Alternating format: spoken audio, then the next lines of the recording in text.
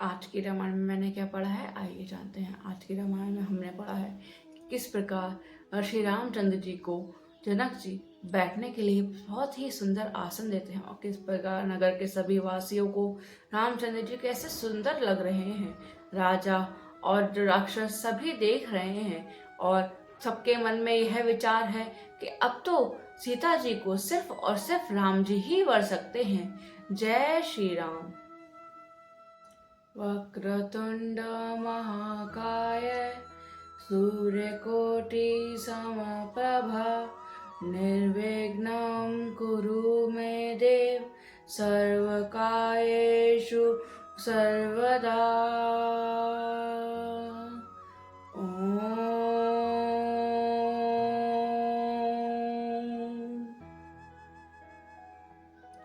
श्री भगवान की जय, श्री सीता माता की जय, श्री रामचंद्र भगवान की जय, श्री हनुमान बाबा की जय, माँ सरस्वती की जय। कटितु नीर पीठ पत बांधे कर सर धनुष बाम बर का आंधे पीत जगै उपबीत सुहाए नख सिख मंजू महा छवि छाए।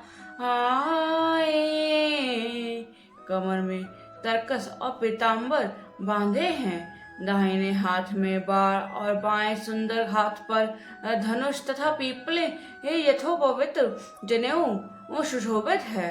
नख से लेकर शिखा तक सब अंग सुंदर हैं, उन पर महान शोभा छाई हुई है। देखे लोग सब भये सुखा हारे एक टक लोचन चलत ना तारे हर्षे जनक देखी दो भाई मुनि पद कमल गहे तब जाई। उन्हें देखकर सब लोग सुखी हुए। नेत्र एक टक अनिमेष शून्य है और तारे पुतलियां भी नहीं चलते।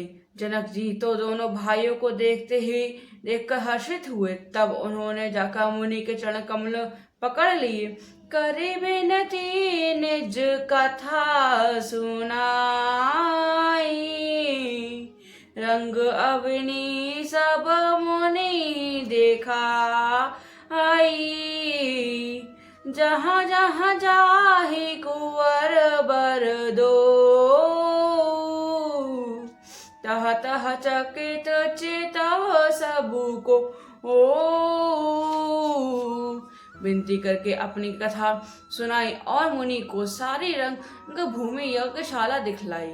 मुनि के साथ दोनों श्रेष्ठ राजकुमार जहाँ जहाँ जाते हैं वहाँ वहाँ सब कोई आश्चर्यचकित हो देखने लगते हैं। निज निज रुख राम ही सब देखा को न जान कछहु ममु विषय ऐसा भली रचना मुनि नृपसन के राजा मुदित महासख लहेऊ। सबने राम जी को अपने अपनी ओर ही मुख किए हुए देखा, परंतु इसका कुछ भी विशेष रहस्य न कोई नहीं जान सका। मुनि ने राजा से कहा, रंग भूमि की रचना बड़ी सुंदर है। विश्वामित्र जैसे निसंप विरक्त और ज्ञानी मुनि से रचना की प्रशंसा सुनकर राजा प्रसन्न हुए और उन्हें बड़ा सुख मिला। मंचन ते मंचु एक सुंदर विशद विशाल मुनि समेत दो बंधु तहा बैठे महिपाल वर राम मेरे प्रभु राम मेरे प्रभु राम मेरे प्रभु राम मंगल भवन अमंगल हारे द्रवहु सुदशरथ अजर बिहारी। सब मंचों से एक मंच अधिक सुंदर उज्जवल और विशाल था। स्वयं राजा ने मुनि सहित दोनों भाइयों को उस पर बैठाया।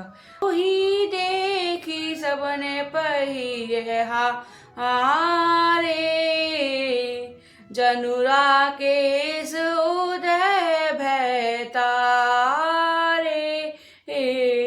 असी प्रीति सब मन के माही, राम चाप तो रब सक नाही।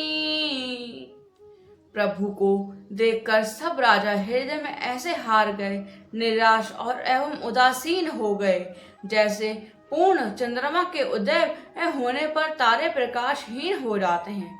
उनके तेज को देखकर सबके मन में ऐसा विश्वास हो गया कि रामचंद्र जी ही धनुष तोड़ेंगे, इसमें संदेह नहीं है।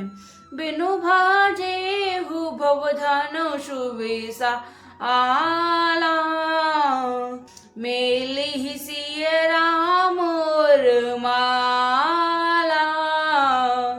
अस विचरी गवनहु घेर भाई, जसु प्रताप बलु तेजु गवाई।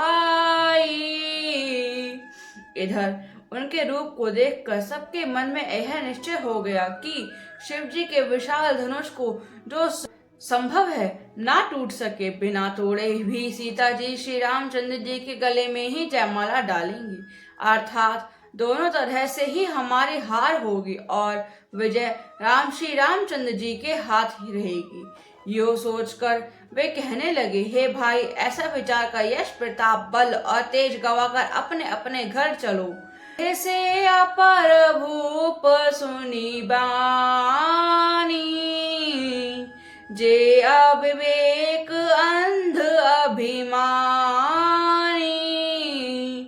तोरे हु धनुष ब्याहु अवगा आहा, बिनु तोरे को कुंवरी आहा। दूसरे राजा जो अविवेक से अंधे हो रहे थे और अभिमानी थे, यह सब बात सुनकर बहुत हंसे।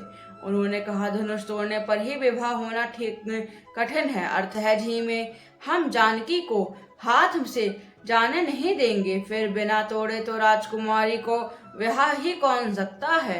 एक बार कालऊ किन हो, सिय हित समर जतब हम सो यह सुनी अवर महीप मुस्काने,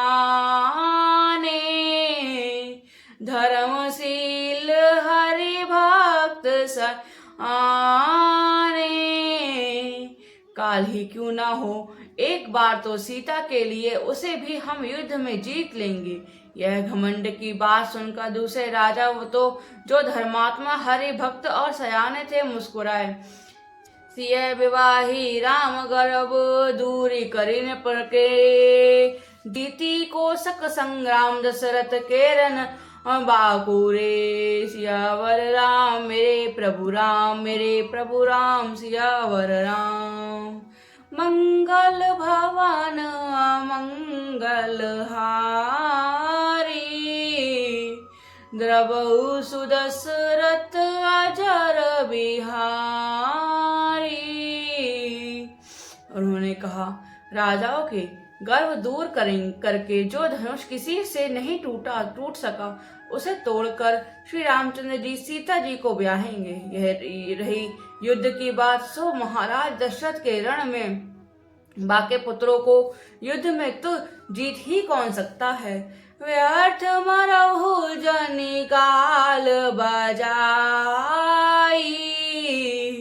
मन मोदिक किन की भुक भूताई।